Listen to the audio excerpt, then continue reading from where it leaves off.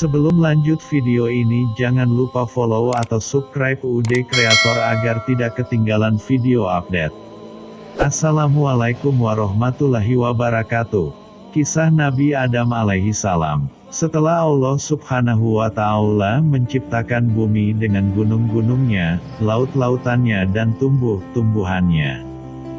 Menciptakan langit dengan mataharinya, bulan dan bintang-bintangnya yang bergemerlapan, menciptakan malaikat-malaikatnya ialah sejenis makhluk halus yang diciptakan untuk beribadah menjadi perantara antara zat yang maha kuasa dengan hamba-hamba terutama para rasul dan nabinya. Maka tibalah kehendak Allah subhanahu wa ta'ala untuk menciptakan sejenis makhluk lain yang akan menghuni dan mengisi bumi, memeliharanya, menikmati tumbuh-tumbuhannya, mengelola kekayaan yang terpendam di dalamnya dan berkembang biak turun-temurun, waris mewarisi sepanjang masa yang telah ditakdirkan baginya.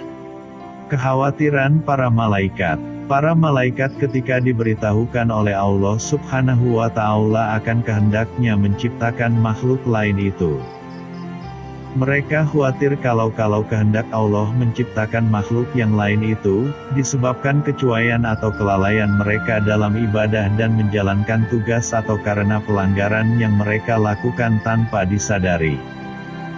Berkata mereka kepada Allah subhanahu wa ta'ala, "Wahai Tuhan kami, buat apa Tuhan menciptakan makhluk lain selain kami, padahal kami selalu bertasbih, bertahmid, melakukan ibadah dan mengagungkan nama-Mu tanpa henti-hentinya, sedang makhluk yang Tuhan akan ciptakan dan turunkan ke bumi itu nescaya akan bertengkar satu dengan lain, akan saling bunuh-membunuh, berebutan menguasai kekayaan alam yang terlihat di atasnya dan terpendam di dalamnya, sehingga akan terjadilah kerusakan dan kehancuran di atas bumi yang Tuhan ciptakan itu."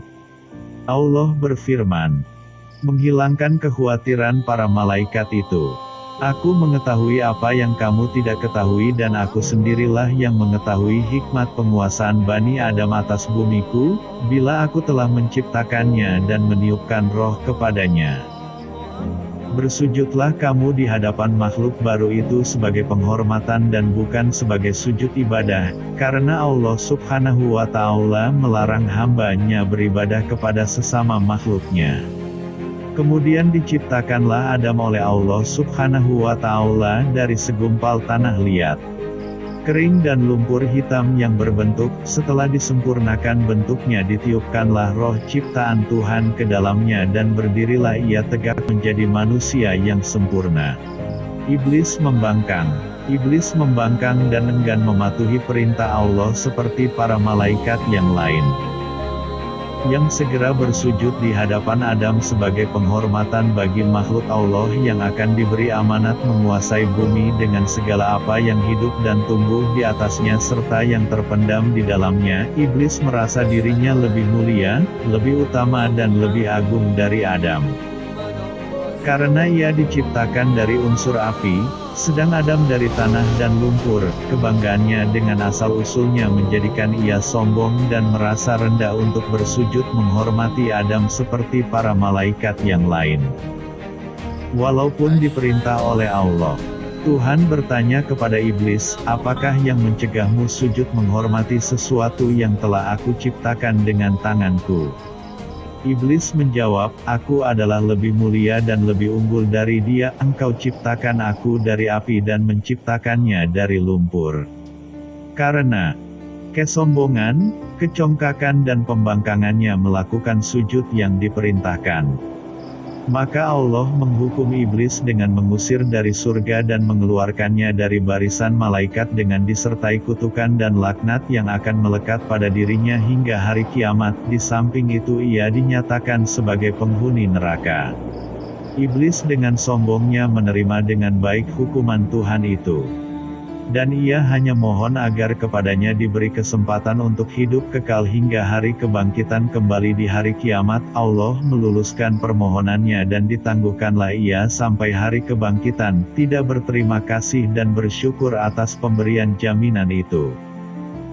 Bahkan sebaliknya ia mengancam akan menyesatkan Adam, sebagai sebab terusirnya dia dari surga dan dikeluarkannya dari barisan malaikat, dan akan mendatangi anak-anak keturunannya dari segala sudut untuk memujuk mereka meninggalkan jalan yang lurus dan bersamanya menempuh jalan yang sesat. Mengajak mereka melakukan maksiat dan hal-hal yang terlarang. Menggoda mereka supaya melalaikan perintah-perintah agama dan mempengaruhi mereka agar tidak bersyukur dan beramal soleh.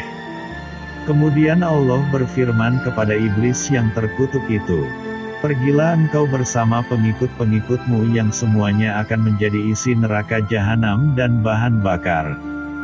Neraka, engkau tidak akan berdaya menyesatkan hamba-hambaku yang telah beriman kepadaku dengan sepenuh hatinya dan memiliki akidah yang mantap yang tidak akan tergoyah oleh rayuanmu walaupun engkau menggunakan segala kepandaianmu menghasut dan memfitnah." Pengetahuan Adam tentang nama-nama benda. Allah hendak menghilangkan anggapan rendah para malaikat terhadap Adam dan meyakinkan mereka akan kebenaran hikmat-Nya menunjuk Adam sebagai penguasa bumi, maka diajarkanlah kepada Adam nama-nama benda yang berada di alam semesta. Kemudian diperagakanlah benda-benda itu di depan para malaikat seraya, "Cobalah sebutkan bagiku nama benda-benda itu. Jika kamu benar merasa lebih mengetahui dan lebih mengerti dari Adam."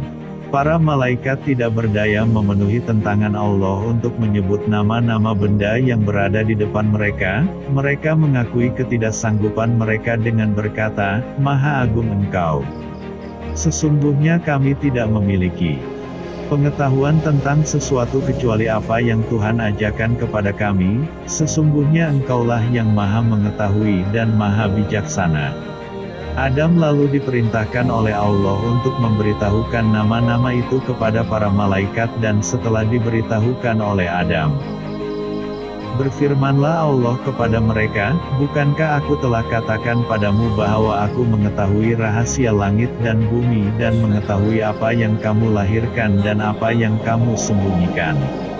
Adam menghuni surga. Adam diberi tempat oleh Allah di surga dan baginya diciptakanlah Hawa untuk mendampinginya dan menjadi teman hidupnya, menghilangkan rasa kesepiannya dan melengkapi keperluan fitrahnya untuk mengembangkan keturunan.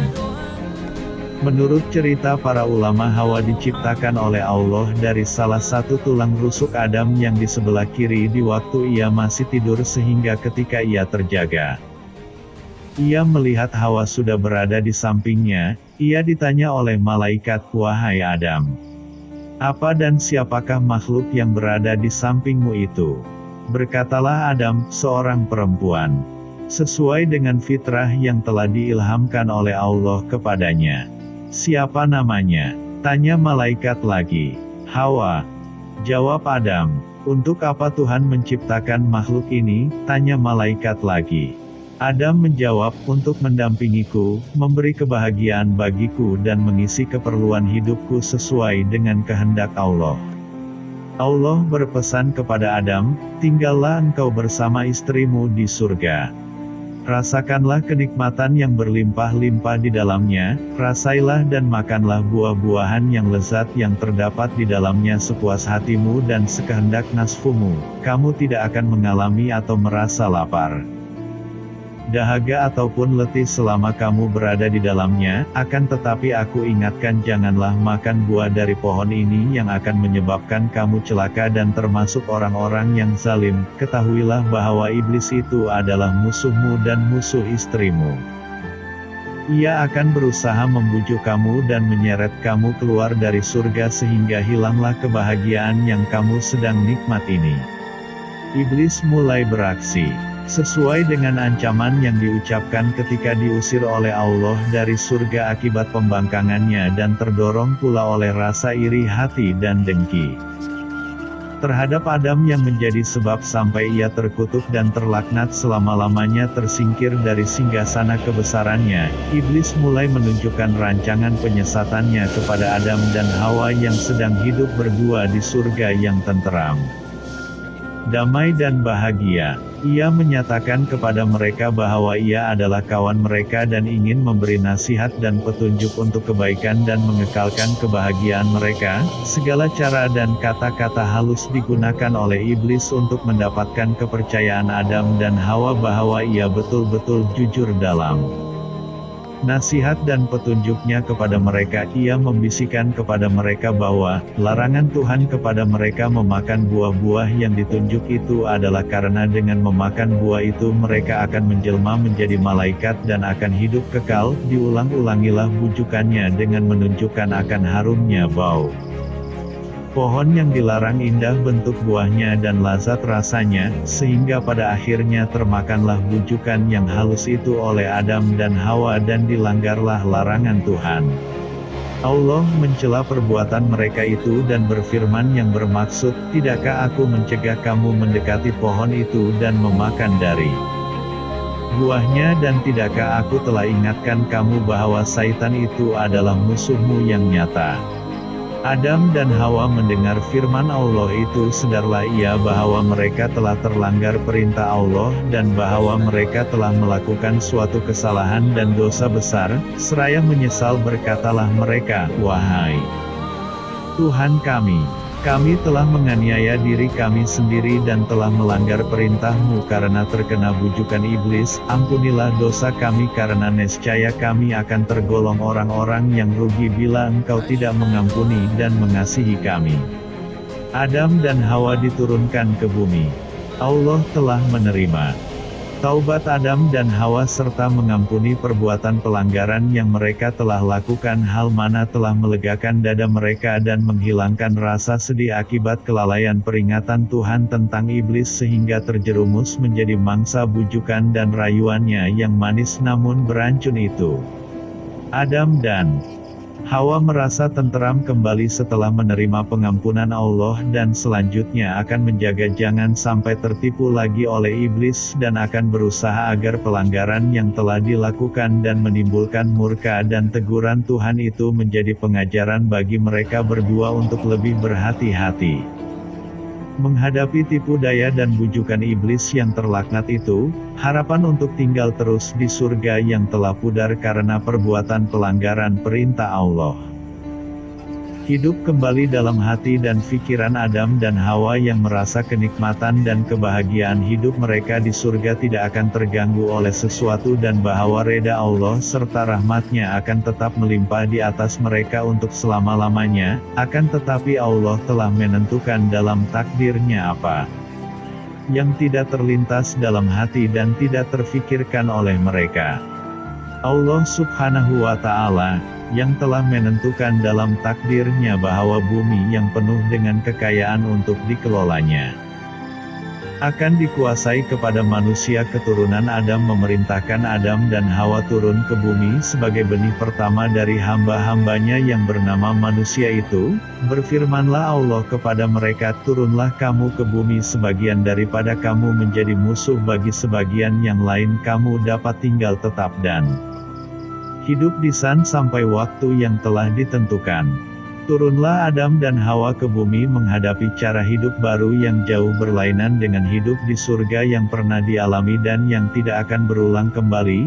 Mereka harus menempuh hidup di dunia yang fana ini dengan suka dan dukanya dan akan menurunkan umat manusia yang beraneka ragam sifat dan tabiatnya berbeda-beda warna kulit dan kecerdasan otaknya, umat manusia yang akan berkelompok-kelompok menjadi suku-suku dan bangsa-bangsa di mana yang satu menjadi musuh yang lain, saling bunuh-membunuh, aniaya menganiaya dan tindas-menindas.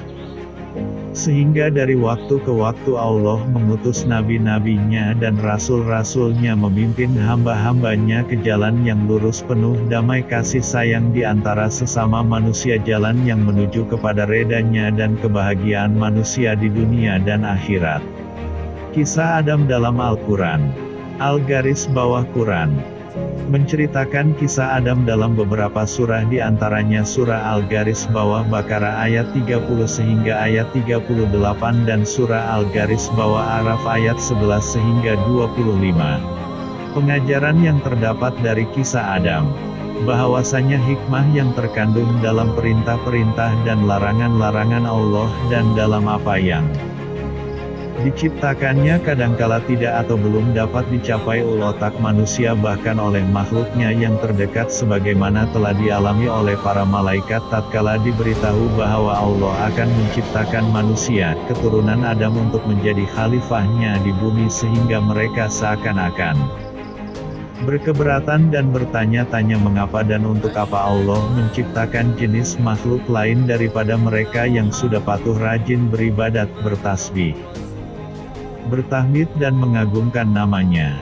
Bahwasanya manusia walaupun ia telah dikurniakan kecerdasan berpikir dan kekuatan fisikal dan mental ia tetap mempunyai beberapa kelemahan pada dirinya seperti sifat lalai, lupa dan khilaf.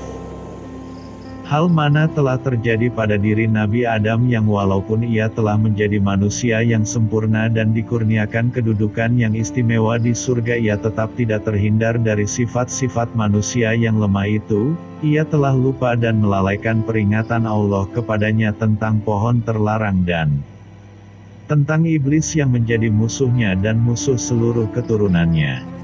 Sehingga terperangkap ke dalam tipu daya dan terjadilah pelanggaran pertama yang dilakukan oleh manusia terhadap larangan Allah. Bahwasanya seseorang yang telah terlanjur melakukan maksiat dan berbuat dosa tidaklah ia sepatutnya berputus asa dari rahmat dan ampunan Tuhan asalkan ia sadar akan kesalahannya dan bertaubat tidak akan melakukannya kembali. Rahmat Allah dan makfirahnya DPT mencakup segala dosa yang diperbuat oleh hambanya kecuali syirik bagaimanapun besar dosa itu asalkan diikuti dengan kesadaran bertaubat dan pengakuan kesalahan. Sifat sombong dan congkak selalu membawa akibat kerugian dan kebinasaan. Lihatlah iblis yang turun dari singgasananya dilucutkan kedudukannya sebagai seorang malaikat dan diusir oleh Allah dari surga dengan disertai kutukan dan laknat yang akan melekat kepada dirinya hingga hari kiamat karena kesombongannya dan kebanggaannya dengan asal-usulnya sehingga ia menganggap dan memandang rendah kepada Nabi Adam dan menolak untuk sujud menghormatinya walaupun diperintahkan oleh Allah Subhanahu wa Ta'ala. Terima kasih sudah menonton video ini, semoga bermanfaat. Sampai jumpa lagi di video selanjutnya. Wassalamualaikum warahmatullahi wabarakatuh.